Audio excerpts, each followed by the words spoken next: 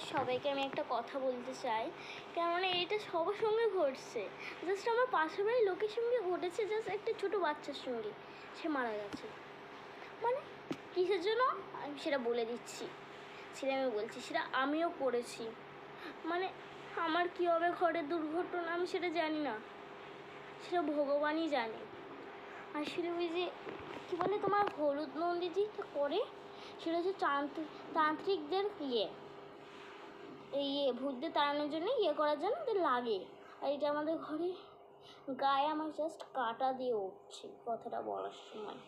কেউ নেই ঘরে, জাস্ট আমি একটা ফাঁকা ঘরে বসে আপনাদের সঙ্গে কথা বলছি। প্লিজ দয়া করে আপনি করবেন না এইসব ভিডিও, হলুদ দিয়ে নুন দিয়ে সব করেন না, সব করেন না। কেননা আপনাদের ঘরে কী দুর্ঘটনা আসতে চলছে সেটা আপনারা জানেন না, সেটা ভগবান জানে, সেটা শ্রীকৃষ্ণ জানে সেটা কি হতে চলছে আপনাদের ঘরে। কেননা শ্রীকৃষ্ণই জানবে সে কি বলতে চাইছে। আর এসব দুর্ঘটনা আসবে, আপনার সাবধান থাকুন।